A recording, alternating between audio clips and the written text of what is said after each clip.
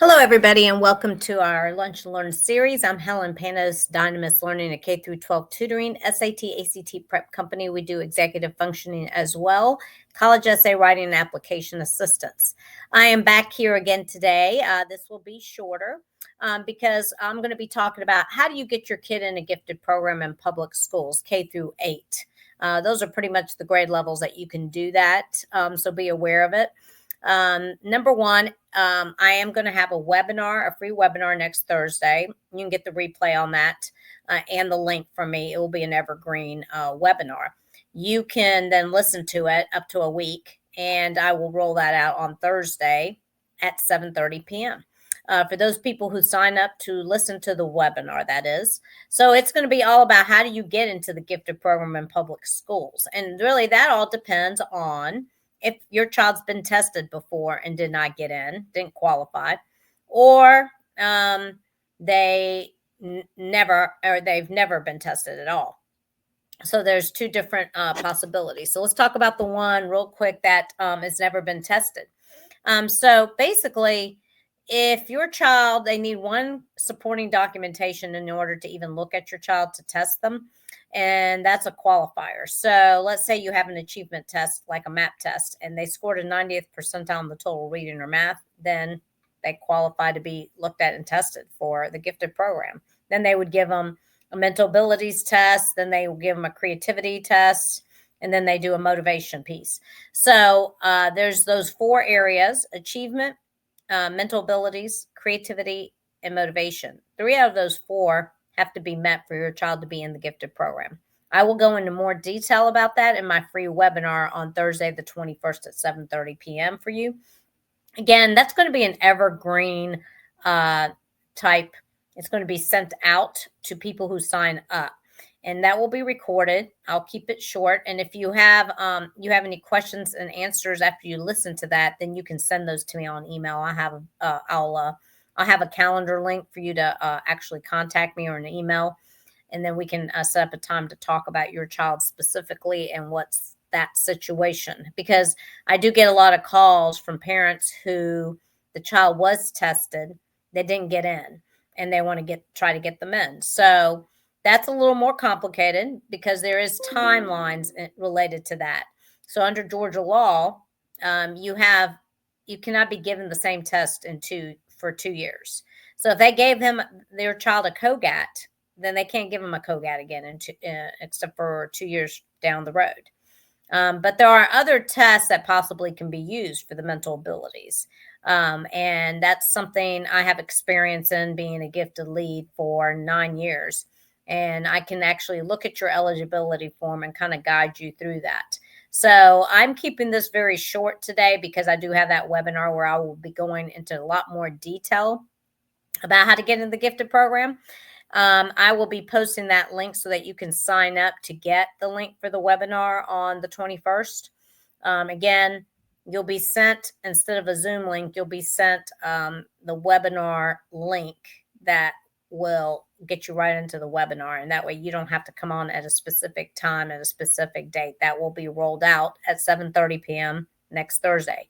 You will have that availability to listen to that up until a week. And then contact me if you have questions in detail, because every situation is a little different.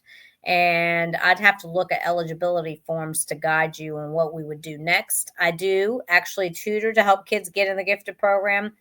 And that means I can come out and work with your child on tests like the COGAT or the Torrance test and kind of guide them on what things, so they know what they're looking for.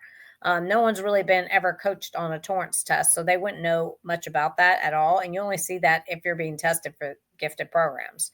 Those are not used any other way or in any other means.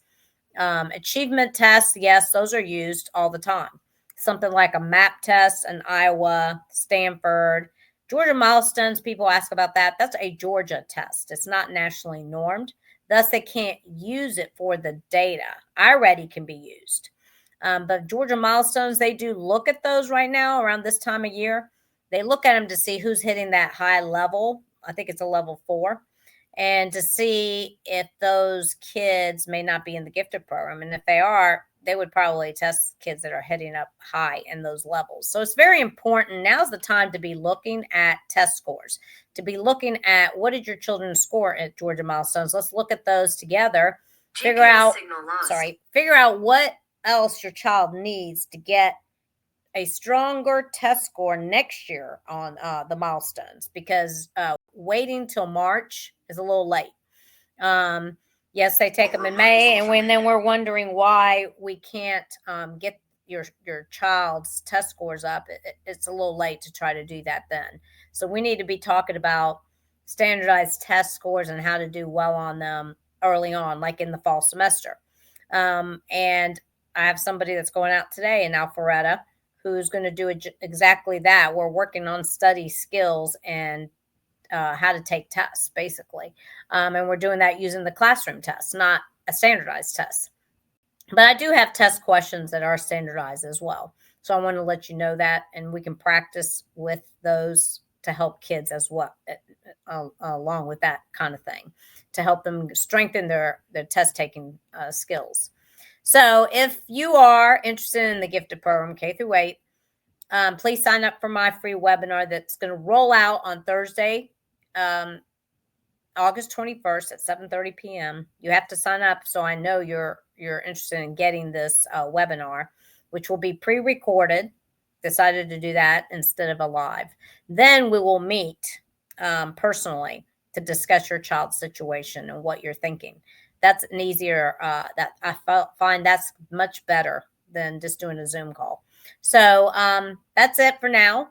Again, I will have that link for the webinar in the comments and in the notes, so you can see it and go ahead and sign up for that. Next week, I believe we're having me again, actually. Yeah, you get me a few times. So the topic, I'm not positive of, actually.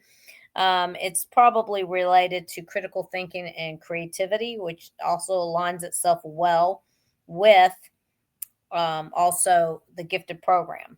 And then I'm going to have a guest at the end of the month, and he's going to be coming on to talk about parenting and struggles that he sees that parents are having. So the next topic on August 20th will be creativity, the key to a gifted program entry. I'm sorry, I'm having issues with my phone. Things keep changing.